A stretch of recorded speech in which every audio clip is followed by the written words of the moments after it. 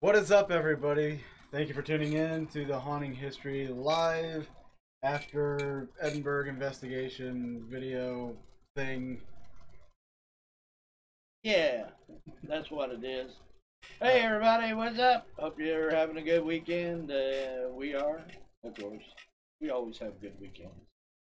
Every day is a good Every day weekend. is a new adventure around here. I'm gonna be looking this way because there's the computer over here, so I can see comments. That's his better side anyway. It is. I think you're right. Yeah. So we don't see that whole gerbil face you got. Okay, fair enough. Fair enough. I'm going to let this build up a little bit. Give it a minute to kind of get some more people in here. So don't go anywhere. We will be right back.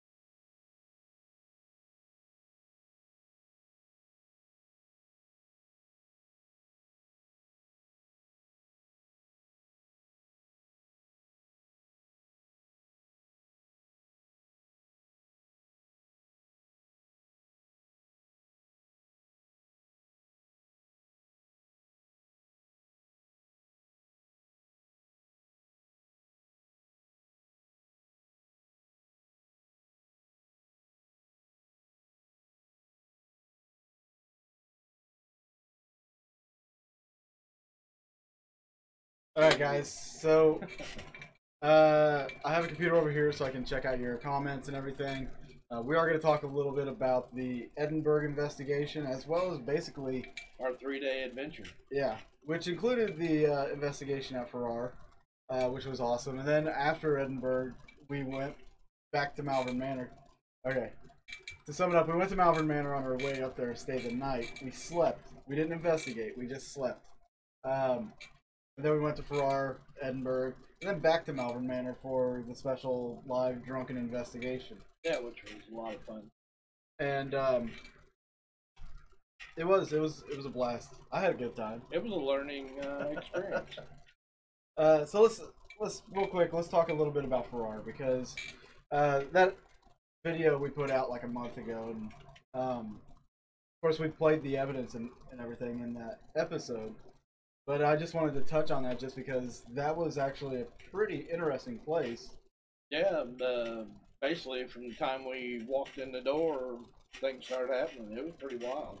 Now, the owners, they're extremely nice people. They're pretty reclusive, but they didn't bother us one bit. They didn't get in the way. They didn't do anything to prohibit us from or inhibit us from actually investigating or doing anything we wanted to. We just didn't do any Ouija board stuff because that's not us. I hope there's more than 33 seconds worth of this video. Yeah, we're gonna be out for a little bit. So Farrar, yeah, we, like you said, as soon as we got there, one of the things that really caught my eye, obviously, I want to talk about the leg that we see. Yeah. The foot and leg. Now, I was shooting B-roll downstairs and going towards that boiler room, and I was coming out, and I happened to turn around. That was in the gymnasium. I happened to turn around and look out the door, and the door that goes into the gymnasium, I just saw the leg and the shoe and sock. Like, you can see the pant leg was raised up a little bit. Just see that go into that doorway, and I just kind of went over there to see if it was somebody running up there, but I didn't see anybody. Yeah. But, yeah, then when we were getting ready to set up the equipment, I was on the stairwell taping up the camera line so they wouldn't get stepped on or tripped over in the middle of the night. Basically, I got up to about the midway of the steps and I looked up and there was a shoe going into the classroom to the right. And of course, Dave told me about the leg and the shoe, and then same color shoe. I didn't see any. All I saw was the back part of the shoe going in. Yeah, it was bent going into the room. Is all I saw. But you know, that was validated what Dave was talking about. You know, seeing a leg go through the door. You know, that was pretty awesome. The fact of it being on separate floors, that struck me as kind of curious. So this, whatever it was running around the building. One of the big highlights from Farrar for me was hearing the voices coming from the boiler room. That were the noises and voices were basically happening whenever I'd asked a question, and it didn't really come through all that prominently on the audio in the episode, but I mean, to hear it firsthand was pretty amazing. It was loud enough I could hear it through the window where we were set up for equipment. You know. Oh, you're talking about the voice in the gymnasium. Yeah. I'm talking about in the boiler room. Oh yeah. Yeah, at the beginning. Yeah. Now, on that hand, I didn't hear those voices. Yeah, they were plain as day for me, because there's like a little bitty window you can look through, and you can look down in the gymnasium, and you could hear there was a girl and just talking, and of course we caught some really weird, pretty weird stuff. Weird stuff on there too. You know, I couldn't believe. It almost sounded like it was taunting us. Yeah. And that makes sense, you know, with a lot of children that would have been there. But one thing about the building, it was not just one location. It was like the whole building. Everywhere you went, something was going on. Now, the funny thing about it, though, was after a certain time, it just all stopped. Yeah, it just died. I mean, it's like if they were all going to bed or something. You know, it was like, oh, school's out, we're going home, and I mean, it just nothing. Didn't hear a peep, didn't see anything. That was when we decided to go to bed. You know, yeah. So if you're interested in going to the Farrar Schoolhouse, definitely check that place out. It is interesting. You got to keep in mind that there possibly is kids there, but we were also told about some other things, stuff we can't divulge the information on. We couldn't divulge the information in the episode either, although I did hint towards it with the way I edited the certain rooms at certain things that she said. I did kind of use that to kind of hide it in there. Oh, there's one thing that did not get into the film. I was in there watching the screens, and there was a big giant old tube TV that was sitting right next to the table, and I was sitting there watching and listening, and something just knocked the hell out of the TV. It was loud enough, scared the living crud out of me, because I mean, I was right next to it. I wish I could have seen it, because there's been like the ball coming out of the closet experience. Yeah. I mean, it just like somebody just took their hand, just knocked the heck out of that TV, you know, and like, holy crud, you know. But yeah, I just loved that place, you know, just like everything was happening, you know, and balls rolling around, and of course I was in the auditorium. I guess that would be the auditorium up on that. Up on the second floor. Yeah. I was sitting in a chair, and all kinds of weird things were going on. But what was funny, I had my recorder sitting off in a chair, and it sounded like somebody was like right there, because they like knocked the heck out. They like tapped on the recorder and like, that guy didn't hear us. Then bam, hit it again. They just knocked the crud out of it, and that was like, you know, like, holy crud. But now I will have to say, like, for our investigations, and we like to keep it real, guys. I mean, I know there's a lot of paranormal shows out there that seem to have stuff in every episode, but that's not us. We don't try to bullshit our way through the episode, honestly. We'll tell you the facts. We'll tell you what we experienced, if we didn't experience anything, if we caught anything or not. So I mean, with Farrar, it seemed like we didn't catch much, but we actually did capture quite a few things. They just weren't prevalent enough in the recordings to actually class. They weren't class A, you know. Yeah, there's nothing we could present to you and be like, "Hey guys, check out this evidence." That's because it wasn't so prevalent. Same way with even Edinburg. You gonna sneeze? Nope. But yeah. You look like you're about to sneeze. Nope. Probably from spraying that stuff. And that's what happened with Edinburg. Was a lot of the audio.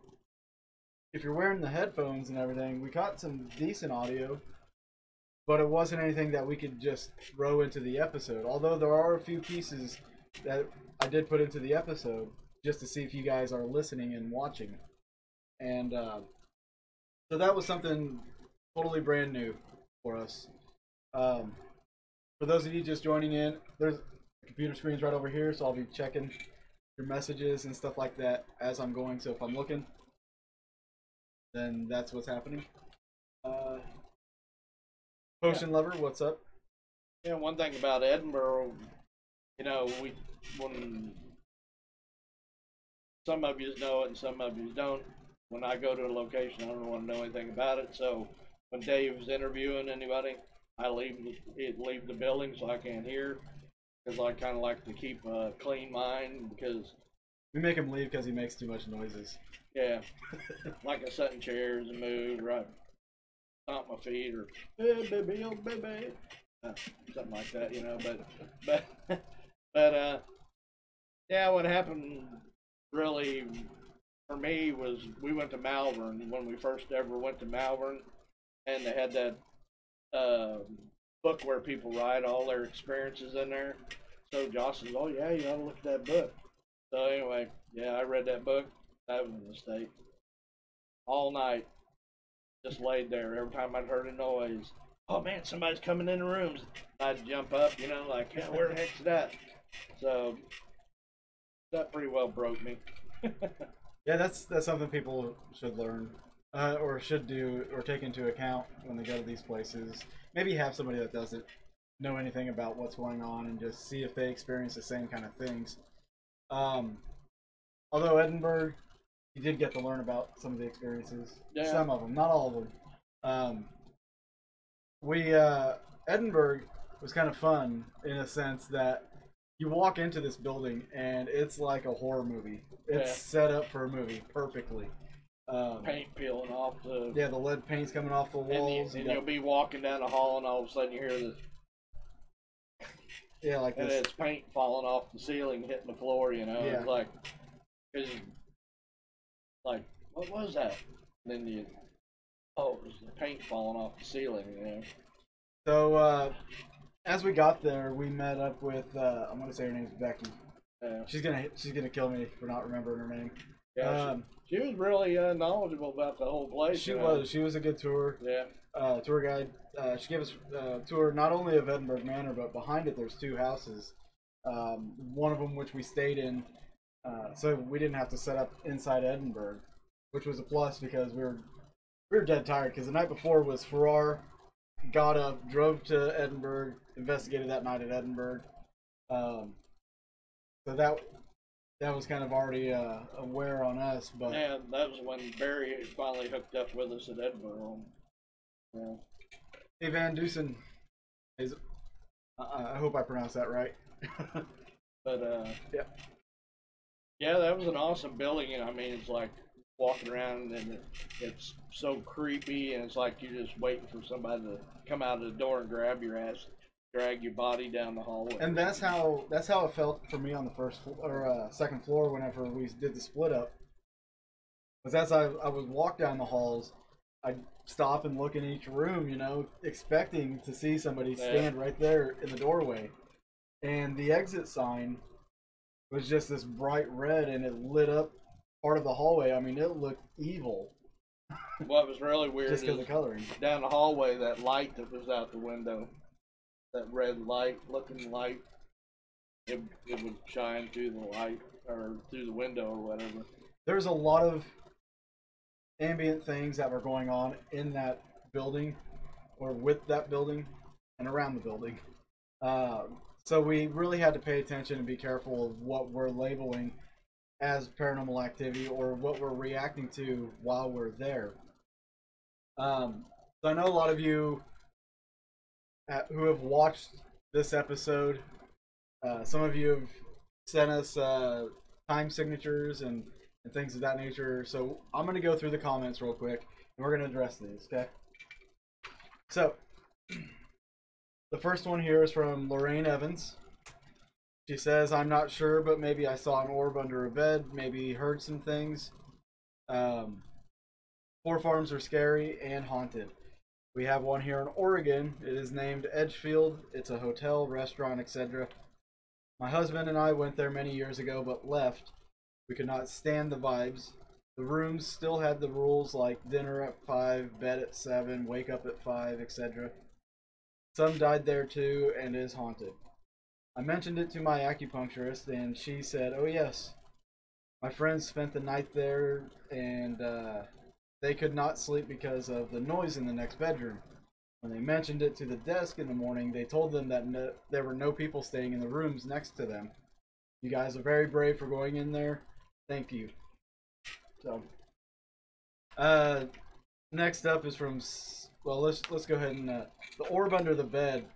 A lot of times in these videos you'll see dust floating around, but in a lot of these older places like this where, you know, you got the paint peeling off the walls, the place is structurally sound, but it still looks like it's falling apart, you're going to get a lot of dust and a lot of debris floating around, and that was the case with Edinburg. There was a lot of that floating around. Although there's one spot I did find kind of interesting, but you know, I'm not an orb person at all. We really aren't. It has to be pretty freaking special for us to go, you know what? That might be something. Yeah, I'd have to stop and say, hey dude, what's going on? And it will. Then I'd probably believe it, but you know. Yeah. Sandra Griffin. Sandy. At 9:34, when you thought you heard someone say, hey, I heard a whisper, who are you? I feel sorry for the dog, there is no telling what he is seeing. Oh, and when the guy with the beard was sitting in the hall at about 22:56, I heard 2 taps. Awesome as usual. Okay, so let's start with this at 9:34, when I thought I heard someone say, hey. This is right at the beginning of the investigation. We'd split up. I'd just gotten up to the floor, and I went down the hall, and I went all the way to the end and down to this one room. And as I was going in there, to me it sounded like somebody said, hey. But going back over the recording, the audio on it, you hear me walking, but it sounds like some whispering that goes on. And the audio, you can't really make out what it's saying too well. But if you're wondering where that's at, I'm going to go ahead and play that for you real quick. Alright. Let's start off in this room. Did I just hear somebody say, hey?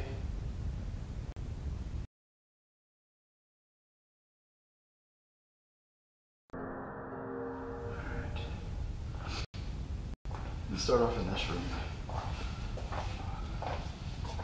Did I just hear somebody say, hey? So that was the moment where I had heard the voice. If you listen with headphones, you should be able to hear it on the episode. So that was a good catch by Sandy. Real quick, Will, I'll answer your question here in just a second. Let me finish up with Sandy here. Yeah, the thing with the dog was weird. It was just weird. That dog was nice, I mean, but as soon as I come out of the house that was behind the building, and I see the dog just staring at the building, and I'm sitting there like, what the heck is this dog seeing?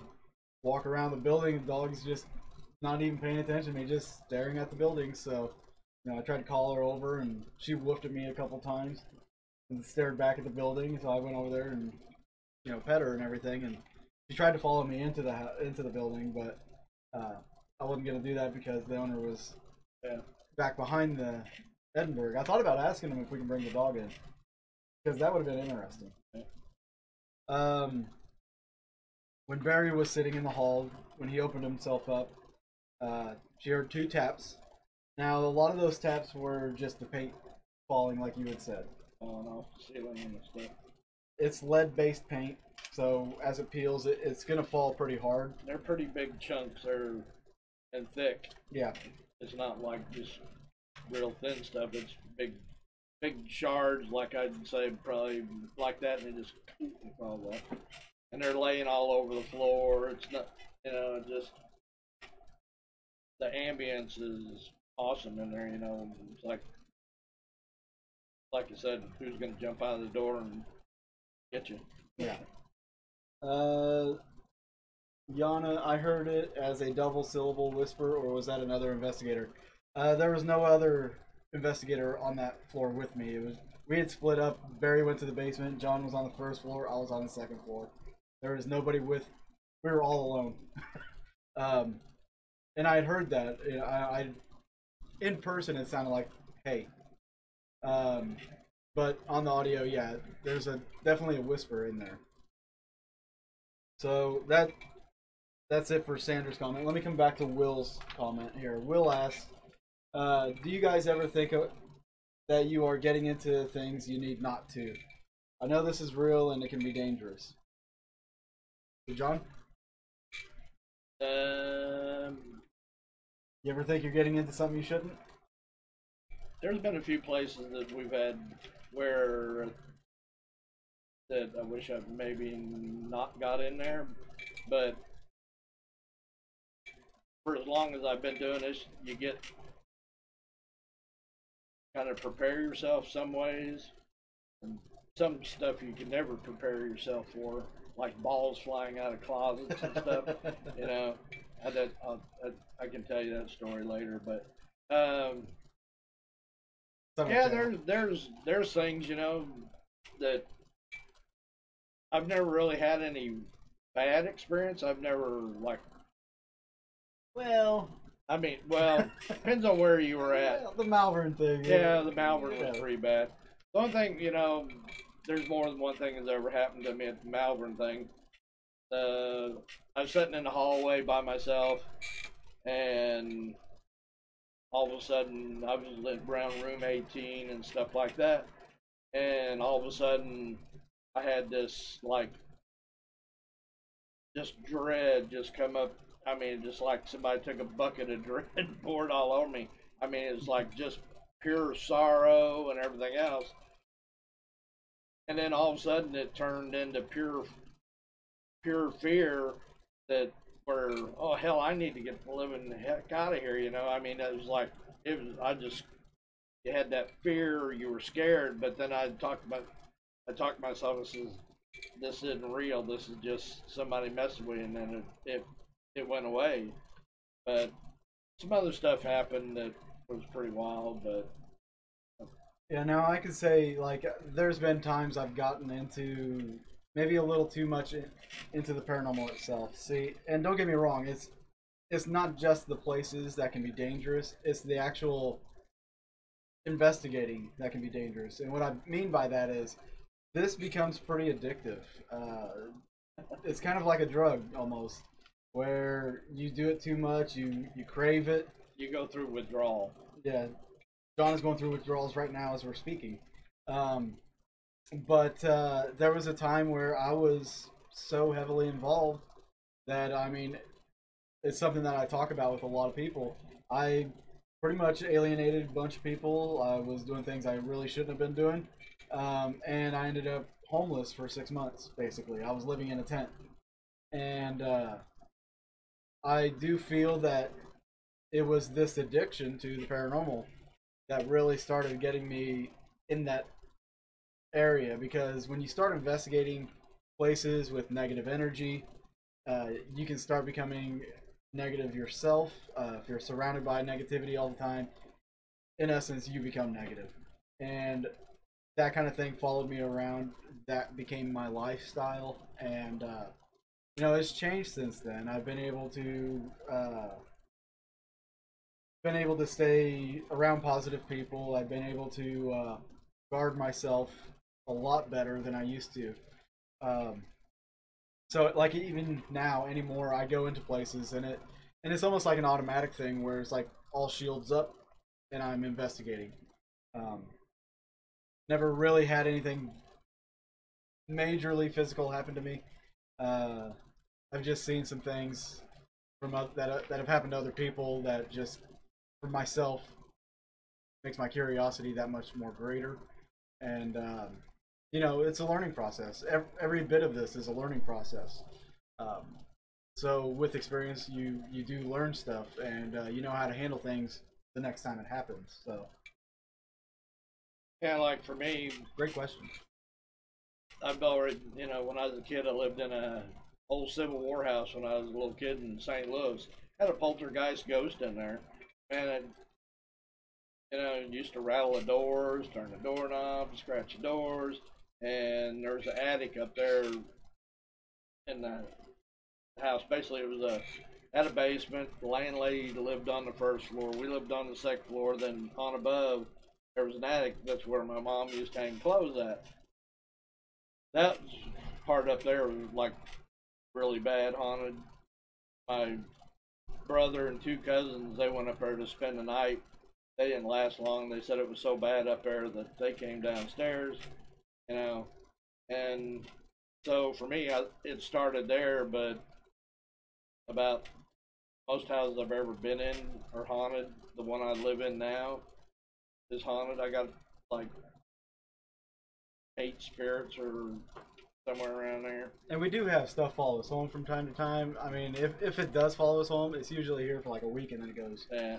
But we have had some bad ones, and we've kind of taken care of that. You know, it's, you have to expect that could happen to you. You can't just go into something like this being really naive, thinking nothing ever is going to happen to you. And we always tell that to people that are new in the field or people that are joining our team is the fact that this can be dangerous. This can affect you. It can affect people that are around you. So you have to be extremely careful. And basically, if something attacks you, they're not going to go for you. They're going to go for your wife, kids, dogs. They're going to hit them first, and then they're going to make you suffer while this is all going on. If it's demonic. If it's demonic. Yeah. If it's not demonic and you're at a location, you get scratched or pushed or something, just know that's probably just a human entity or a low. I mean, it could be a demon, or I hate throwing that word out there. Rarely is it a demon, but there's always a possibility. Most time, you know, since we've been doing this, you know, really have never run into anything demonic. It's always been a grouch ass ghost, what I call them. Somebody that's got a bad attitude, and you know, they come home with you and you just kick their phony butt back where they come from, you know. All right, let's get back to Edinburg here. Yeah. So I'm gonna read some more of these comments. I'm so happy to see a new video from you all. I enjoy this format so much. It's like we get to participate in finding evidence. From Mickey Dole.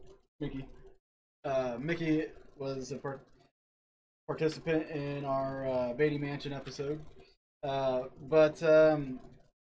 this format idea just kind of came with the editing. I was just kind of curious to see if you guys were able to capture some of the stuff that we were able to capture. And we'll get more into that as well. Claudia Wench. Yeah, Claudia Wench. I love that even though you guys personally didn't have any major experiences, you still made an episode. Others have had experiences there with anything para. It's hit and miss. I strongly agree with that. You never know what you're going to get on an investigation. Could be quiet, could be active. You just never know. Phantom Titan at 2404. I heard a really deep no. I do believe that was Barry in the hallway. This is during his session in the hall. I do believe that was Barry saying no. Rachel Cryer, haha, the spirits like to play with Barry. Barry, he was pretty clumsy that night. He literally drove all the way up from Carthage, Missouri, and investigated. So, yeah, he was pretty clumsy running into stuff. There's more of his accidents on video, just not in the episode. 2905 orb from Mim Hines. Yaz C 2009 looks like an orb, but possibly just dust. Again at 2015. I think that's the time when we were explaining to the camera what Barry was going to do. You and Barry were looking at the camera, and those were some interesting dust particles. You know, just the brightness of them and the airflow in that hallway. Rachel Cryer also adds there was a burial ground back left of property. Okay. Becky Carter, who is the one that gave us the initial tour, which you guys didn't get to see that, says, I freaking love your honesty and transparency. I don't think I've seen anyone put something out while saying they couldn't come up with anything paranormal. This is why y'all are awesome and have my respect. I don't say that very often. Nice job, guys. So thank you, Becky.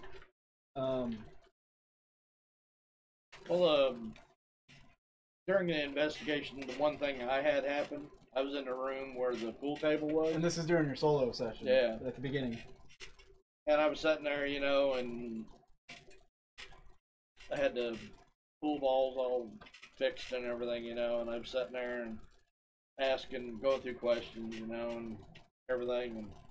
And I could hear, like, people walking around me, you know, because you could hear the paint crunching. And never got really touched by anything. And I kept, you know, asking, hey, how about moving them pool balls for me, you know? Yeah. And they never moved the pool balls. So I said, well, you know, I'm done. I'm going someplace else. So I get out, I walk out the door, and the pool balls. I'm reading some of the comments on here real quick. So, you know, that was when I said, you guys had to wait till I go out of the room. You couldn't do it while I was in the room. That was the thing on the camera's audio. It didn't even catch it. Yeah. I like it. It catches your response. You stop in the hall and you turn around and you go back into the room, but you don't hear the pool balls, which was tough. It was a tough break, you know. Get it? Full joke. Will says, "God bless you guys. Thank you, Will, for watching and following us here." Van Dusen, how often is it really demonic? It's actually rare. It's pretty rare. The thing is, TV has really blown up this whole demonic thing, and of course, it also based on your beliefs, what you believe is demonic. But a true demonic entity, you'll know if it's truly demonic. But for the most part, I mean, you're not going to come across something demonic unless it's an extremely rare case. Angels watching, she says, you know my thoughts on that and where I've felt that demonic. Yeah, I do. We do know. Angel also asked John, is that where the birds were? Yeah. So, a little further into our split up section of our investigation, I did capture another piece of evidence that I did slide into the episode, but I thought was John whistling. I didn't hear him at all the entire time, but what happened on the recorder, you hear some shuffling, but on the recorder it almost sounds like a film reel, and then you hear what sounds like some musical notes being played in the background.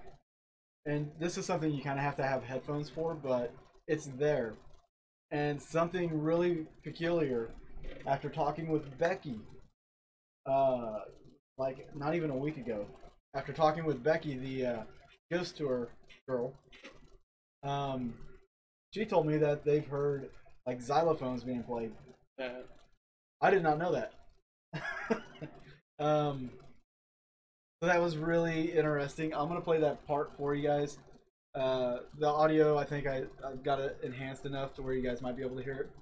If not, put your headphones on. Yep, put your headphones on. Let's see if you guys can hear this here. I want to say hello to whoever may be here.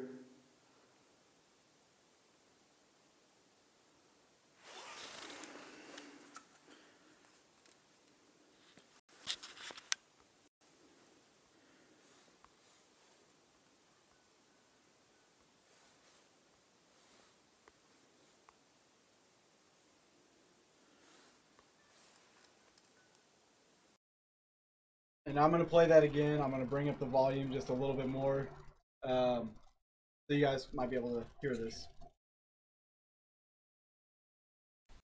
I want to say hello to whoever may be here.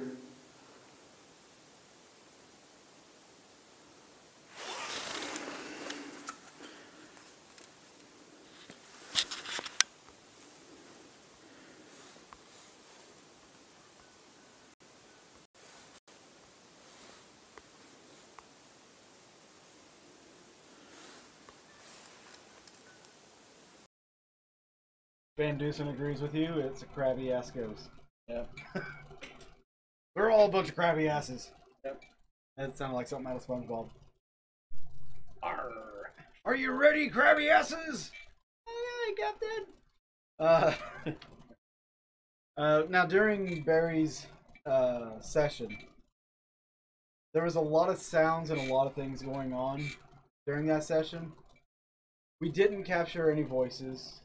In the background, you do hear a dog barking. That's the owner's dog that I show later on in the episode.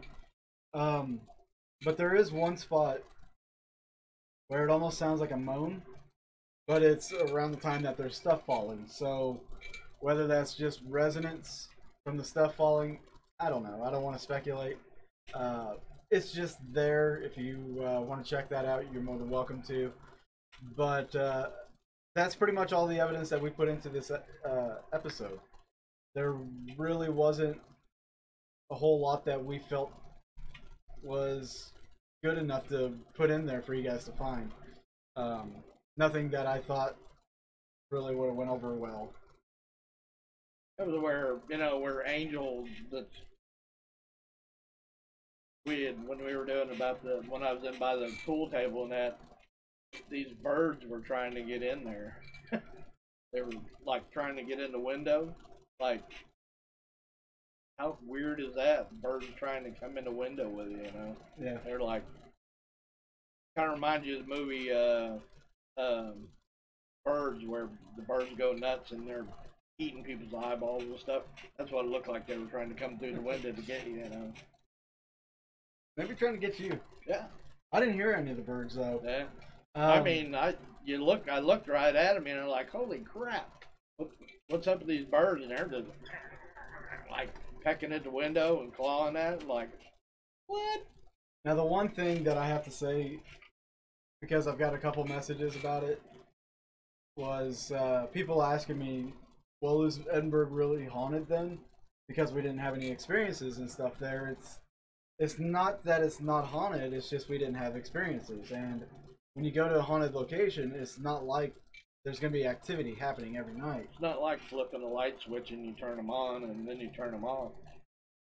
Yeah, sometimes you're going to go there, you're going to get, a couple things here or there, or you might just get bombarded with activity. Yeah, the whole building could light up and you're running out the front door screaming like, yeah. Get me the heck out of here! Or it could just be quiet and you don't even know. It could be quiet and you do capture EVPs, or it could be just quiet and you don't catch anything. That pretty much was the outcome for us. And with haunting history, we're not going to go somewhere, film, and if nothing happens, we're going to throw a bunch of stuff in just to entertain you guys. We're not that group. We're more about the history. Yeah. We want you guys to go on this journey with us, because on these investigations we are learning the history. We're learning about these places, and we want you guys to learn with us. So that's primarily why we do these interviews with people that know the locations. Yeah, basically how we got started. We went to a location and basically they take care of their building by donations. So we went in there, and there was stuff building needed, like paint and different things like that. And they were selling books and different things, trying to make money, so it was all donations. And that was when we decided, like, we really need to tell people about these places, because, they're either going to go by the wayside. If you know a place, even if you think, they say they're haunted, like old Civil War stuff, need to take your kids there and let them Explore see it. See it, yeah. Yeah, because Experience it. you know, there's like battles, and you find out about the battles and what occurred. You know, and you don't see that in history books. You know, let your kids enjoy it like they're there. You know, and While they're there. yeah, Because you never know, these places are going to be gone, like, you know, so.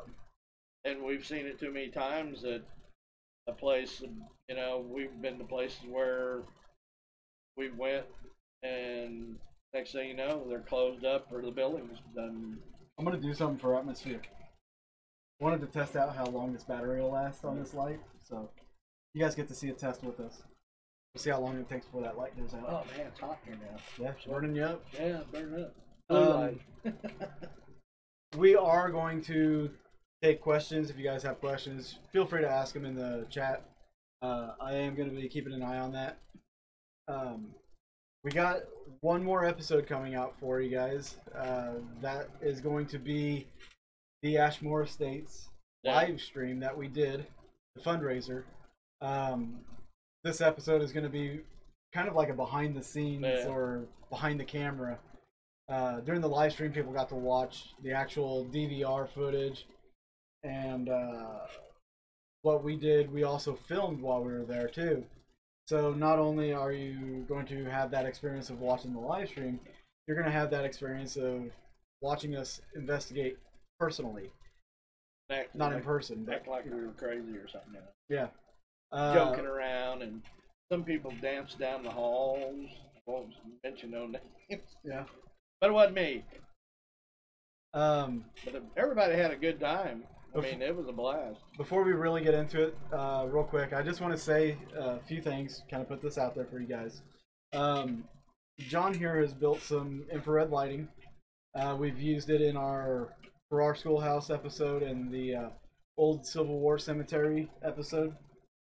Those two lights that we used were the work lights, the infrared work lights that lit up the auditorium or the gymnasium and lit up the cemetery. But in the Edinburg episode, the two camera lights that are on Barry's camera, those were also built by you. Those are custom lights that you did for him. That's the two lights I built. He said how he wanted them, and I built them how he wanted them, and they were pretty good. They were pretty bright. There's an email in the description of this video if you are interested in having some infrared lights built, or if you're interested in the work light or the camera lights. You can send an email to John. It's the moonfacelighting@yahoo.com. Also, real quick, I have made the announcement on Facebook. I haven't made an announcement on YouTube yet. I have finally secured the locations, and we have started the pre-production on Into the Light 2, which is the documentary Into the Light. That is out now. You can watch that in the link below is the realhouse.org link. It's a documentary on spook lights. We did an episode on partially on the spook light in the season finale of season 3, I think it was. So you guys can check those out, as well as we have a shop, a t-shirt shop, well, not just a t-shirt shop. We have a shop where we sell some things for our radio show, our podcast, Paranormal Frequencies. If you're interested in some merchandise, you can check out the designs that we have. Get anything from t-shirts to mugs, shower curtains, things like that. I mean, the countless number of things that are on there. Whatever you buy off there, we get a percentage of, and that goes into our podcast, which you can find on Paranormal Frequencies on Facebook. That's where we do all of our live for that. So, just wanted to throw those out there for you guys. So next video, Ashmore Estates. I can say, like, since we've already done the live stream, I will talk a little bit about a few things that we did.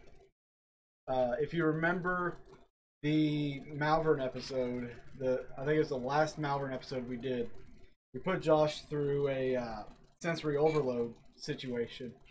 Well, we kind of did the same thing with Dan Williams, and he had some interesting experiences while he was in that state.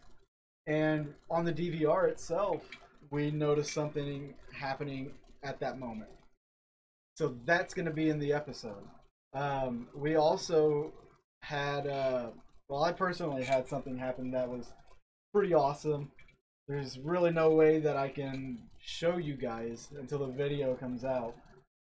In the room where Dan Williams was, that was a pretty active room because Yes. myself and Dan Williams went in there, and I had some pretty wild stuff happen to me. We can say where the room was, I think. It was in the boiler room. And the boiler room at Ashmore is pretty much regarded as the most haunted area of Ashmore. So, and that's where I had my experience, too. So everybody pretty much had an experience down there, I think. Everybody that went down there. Now for me, when me and Dan Williams was upstairs in that one, it was like the kids' room or something, where it had the dolls and the old spring bed. Oh, yeah. I don't know, can I tell them what happened to me or not? Is it on camera? I don't know what it is. Well, I don't know. I don't know. I can leave it. Something happened, though. Yeah, it was. We had a lot of stuff happen in that room, and we'll wait till the episode comes out, and then we'll do this again. And well, that's what I want to throw out there to the folks that are watching right now. And I'll probably put up a poll later on this video when it's published to the site. I want to know what you guys thought of the whole the whole idea around allowing you guys the opportunity to comb through the video to find the evidence, and then doing something like this with you guys. I want to know what you guys think about that. You can even put it in the comments section now, or you can put it in the comments on this video later if you're watching this after the live stream's over. But I'm curious to see what you guys think of this format. That's the word I was looking for. yeah, because this format is, I think it's kind of interesting. It's a way to get you guys a little more involved with the episodes as well. And it's almost, I don't want to say it's like a game, but it's kind of like a good way for us to interact with you guys. yeah, because we watch a lot of film. We don't catch everything, so kind of like you're a fresh perspective on watching what you might see something that we didn't see. And I may make the Ashmore episode a little longer, so there's a lot more to go through. But I think, guys, I do want to announce one thing, that we've been on hiatus for a couple months now, right? Been a couple months? We've been on hiatus. We haven't been doing any investigating or anything like that. The hiatus, I don't know how long that's going to go. With the filming I'm going to be doing in September for the Into the Light documentary and some other things, we may be on quite a lengthy hiatus. But what we are going to do, I think, kind of in the meantime, is continue our Haunted Past series. It seems to be pretty well received. We are going to continue with that a little bit, just kind of fill the void. There may be an investigation here or there, just kind of thrown in just for you guys. And I talked to Jeremy about this. I do have an old video. We've talked about this location a lot. Hey Claudia, glad you could join us. I do have this old video when I started kicking around the idea of, hey, let's film a show. And this is years ago. And I was thinking about going ahead and putting that out online, just so you guys can see where it all started, really, with the filming and everything. Ravenswood Mansion. Oh yeah. That was a trip and a half. That was an amazing was a trip. long drive and a long drive back. Yeah. I But think it was, I mean, it's an awesome place. I mean, you it's know, cool, very cool place. Amazing if story. you guys ever get a chance to go there, you need to go there. It's I in mean, Boonville, Missouri. yeah, I mean, it's big, like 2,000 acres, 2,000 acres. and there's graveyards all over everywhere. And there's a morbid story that happened next door, Yeah, the next house over, I guess. But really awesome people there that were there. But it's this is an old episode. And the place is like, there's a room that's full of clothes. The place has still got the people's stuff in there. yeah, It's like they never left. 6 generations of family members have owned this place. It's gone through 6 And generations. it's the grandson who lives upstairs. The person that owns it is I think the great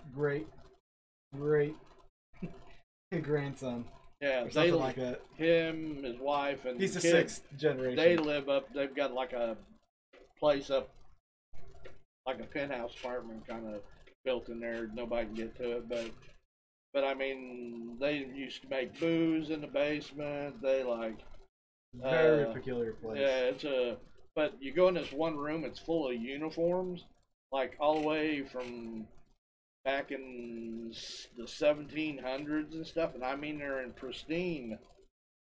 I mean, A lot of stuff there was in pristine condition. I mean, it the was furniture amazing. and the rugs, and I'm like, you know, it's the Travel Channel. Wasn't it the Travel Channel that went and put railroad tracks in there? I don't remember who it was.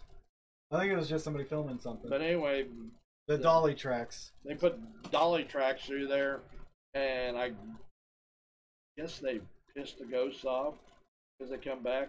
And they had a lot of broken equipment.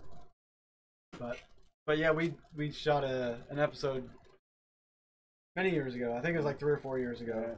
No, it was longer than that. Yeah, it's been a long time because we've been doing this for 3 years. this 4th season. Yeah. When did we start this one? Help us out, guys. Yeah, it was before we even did Haunting History. It was before the sanitarium video we did. Yeah. Which, that's another one I could put out there. I'm strongly considering it just because. But yeah, like I said, if you ever get a chance or you can ever get in there, that's like going back in time. I mean, they got a family graveyard. We had stuff happen at the graveyard. Then there's another graveyard. They just got graveyards all over the place. Again, guys, if you have any questions for us, you're more than welcome to ask. We're going to be wrapping this up here pretty soon. And I just want to kind of go back to our weekend up in Iowa, basically. We spent 5 days in Iowa.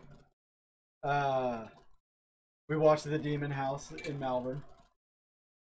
I thought for sure that was going to stir something up. Yeah. I was sitting there waiting for it. But I kept falling asleep. I kept falling asleep during Demon House. We were tired. Yeah, we were tired, but it was a slow moving It was documentary. a peaceful night. I mean, we didn't have It was pretty nothing. quiet. Yeah, it was like. But anyway, yeah, we hit Farrar, we hit Edinburg, and then the 3rd or 4th day we came back to Malvern and we investigated Malvern that night.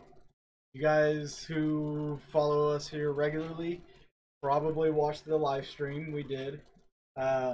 It was the drunken investigation. Basically, myself and Sarah Stream, we drank and we investigated. Yeah. John was our control. He was the sober guy watching the monitors, making sure nothing bad happens. And honestly, it was kind of an eye-opener rather than being silly. Yeah, it was. You know how people, when they investigate, you know, they were juiced up pretty good, but when they were in the room, they were like a microscope. They were just like, We were so focused. they were focused so hard, you know, and they had some things happen, but then as the night goes on, you know, they got drunker and drunker and drunker, but they still, everywhere they went, they were still, I mean, really into it. You know, they were like just sitting there listening. You know, but then when they got done, We forget stuff. they couldn't remember where they left their recorders, cameras, and. So let that be a lesson. But then he wanted me to go up there. Says it's your turn. I said like, hell no, I ain't going. Not after we've been in there drunk. And Yeah. I'll tell you what, though, I do remember seeing a shadow block out the light down in the nurse's wing because we were coming back from there, and she had slipped into Gracie's room. Yeah. And I looked back and I saw the shadow go across, and then she comes out of Gracie's room. And I'm like, I thought that was you, because I think I said something to the shadow. I'm not sure. And one thing about that investigation, we have to, we're going to go back and look. There was something that happened in Gracie's room that we have to go back and look at. Yeah, that's true. And it happened pretty fast too. Yeah. Which, if you want to tell them, you can tell them. Anyway, basically, Dave and Sarah were in there, and they were all sitting there, and then placing. Yeah, go ahead. Anyway, they had took Gracie's glasses and set them in the wheelchair. And then when they went back in there again, the glasses were underneath the wheelchair. True story. Like how they got there, you know? Yeah, we had a camera in there, didn't we? Yeah. So, however this happened, it's on camera. We just have to go watch it. Might just do that tonight. Just go look at that. So we might put it online for you guys to see sometime soon. Angel says, didn't the shadow come out of the attic wall? I think Sarah saw something coming out. Yeah, I think she talked about something. There was something kept coming out the wall looking at her. But I don't remember. I was drunk. yeah, well, anyway, she kept seeing like a face over looking at her and kept poking its head out. But the only thing that worried me about Sarah, that she is so fixated on The attic. the attic. She like goes there all the time. Goes to the attic, sits there. Reminds me of Dawn a little bit. Yeah. And I mean like she thinks there's something happened to her or she was there before. Just like Dawn. Dawn thinks she lived there in Malvern Manor. And so does Sarah. It's like she's got a connection with it, but she's always in the attic, which had me worried, you know. It's when somebody has like that unhealthy obsession. Especially when she's got kids. That's what really kind of, you know. When people become fixated or have that unhealthy obsession with a certain place or a room, yeah, it could be that it's like a past life thing, but it could also be that they have an attachment that is influencing them, and that's where you have to be careful. And with Sarah, I don't know. I don't see it as being like anything influencing her so much as it was with Dawn. Yeah. It's not as bad as it was with Dawn.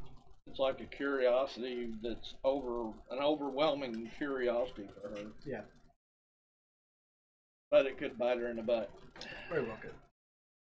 So to wrap this up, guys, you know, the whole Edinburg episode, I just wanted to try something different with the format. I thought maybe it'd be pretty interesting to get you involved. You guys get to participate in the investigation, sort of. And it seems like you guys have responded pretty well to it. I've not had any bad comments about it, so it may be maybe something we do again. Maybe with Ashmore. Maybe sometime down the line with other episodes or videos that we put out. But again, we are going to be on hiatus for the most part. Probably for the rest of the year. I don't know. We might do a few investigations here or there. We'll see. We've been thinking about it. Doing one in particular. Yeah. We're not gonna say where. We might. If we do it, we're gonna video it and we'll put it out. I can't say nothing about that. That's right. Shh, John. Yeah. So,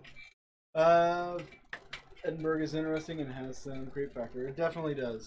Especially got creepy trees. So you guys, pretty cool. Just like find the difference. Kind of like find the difference, you know. You know, honestly, the interesting part of having everybody look through the evidence is people's perspective on what could be evidence. You have orb people, you have people that hear this, or people that hear this, and you know, I'm sure there's a better way for us to present that for everybody to go through. Maybe an uncut thing, but if we did uncut, then it's going to be a 4-hour episode. So a lot of people tend to lose focus after 9 minutes. Hey, you know, so we'll figure it out. Well, for us, that you know, like EVPs and stuff, if they're not clear, we're not putting them in. They, you know, we have, or we're not gonna. We make you let you do your own judgment of what do you think it is. But as far as if it's not clear, and we do not claim it as a Class A EVP. Yeah. All right, guys. We appreciate you guys for joining us tonight. We appreciate you guys for watching on this channel. We appreciate you guys subscribing and following to this channel. So if you haven't already, please go ahead and do so and share it with your friends. Oh damn! Oh yeah, Angel said you have to take me. I forgot about that. Oh damn! I forgot about those trees. Claudia said I couldn't tell because of people shifting and breathing, but it was still cool. Yeah, it's gonna happen. We get some people that breathe a little heavy, or the mic's just a little close because when we're holding the cameras, mic's right there. But we'll set up the cameras next time maybe and just sit in front of them. Yeah, we kind of did this one a little bit different. So, all right, guys, thank you again for joining us, and we'll see you soon here on Haunting History. Keep up for updates, or keep on for updates, whatever. And if you ever got any questions about the paranormal, send it to us, and we'll try to answer it the best we can. Quick shout out to Jason Kupsik, August 3rd, 4th, and 5th, Kansas City Paracon. You can come and join John and myself and meet us in person, or just talk to us and hang out. I'll be guest speaking. John will be selling his lights there. I'll be selling some movies, so come say hi to us if you're up that way. Alright. Toodles, guys.